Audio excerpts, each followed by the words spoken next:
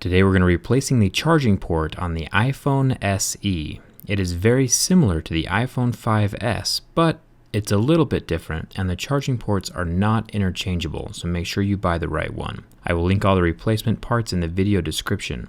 There are 2 pentalobe screws down at the bottom. Remove those, and then using a suction cup and a thin metal pry tool, lift up and pry gently between the plastic frame of the screen and the metal frame of the phone.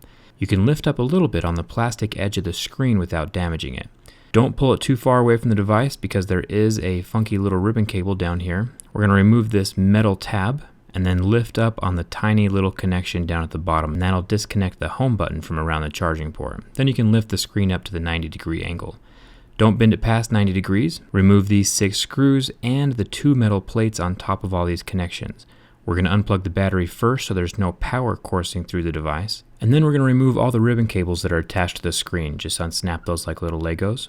There is a ribbon cable down here by the battery. This is what the charging port uses to connect to the motherboard. There are 7 screws that actually hold the charging port in place. Remove those, but keep your screws organized. They are different sizes and lengths, and if you misplace them, it will be very bad for your phone. There is a little sticker on top of the loudspeaker. You might not need to remove this. I did just for fun. There's a little metal doohickey on the bottom right of the loudspeaker as well, so if you lose that, you know where it goes. There's a little round ribbon cable that attaches to the motherboard. Unsnap that, and the loudspeaker can pull away from the phone. This is the loudspeaker. You can see the 2 little contact points on the bottom of it that rest on top of the charging port ribbon cable. It's where it gets its signal from the phone.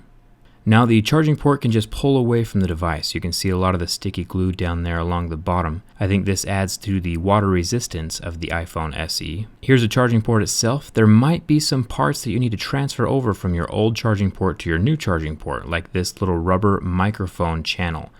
I'm just going to unstick the microphone from the rubber part and then transfer that over to my new charging port ribbon cable. Just make sure that your new one looks exactly like the old one before you go to install it. Same thing goes for this little metal bracket where the home button plugs into the charging port. I'm going to stick my new charging port down into place, making sure that the headphone jack is seated into this little slot on the frame.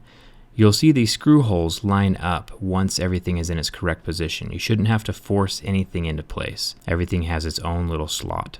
Once everything's situated, you can slide the loudspeaker back into place, making sure that the left side of it is tucked down underneath that little port where the home button plugs into the charging port. Sits underneath that and sits underneath the motherboard as well. Get the little sticker back into place with its 2 little screw holes on either side. I'm also going to seat the little round signal cable. Make sure you get the 7 screws back into place and plug in the charging port. Now up here at the top of the phone, I am going to connect the screen. But I'm not going to screw in the metal plate yet. We're going to test it before I get to that part. I'm going to plug in the battery, turn on the phone, and everything seems to be working. If you end up with gray lines or a white colored screen, there's a good chance that your ribbon cables up at the top aren't connected correctly. Just reseat those and then try it again. Get those 6 screws back into place once you get the metal tabs down, and then we're going to try to get this little ribbon cable seated correctly.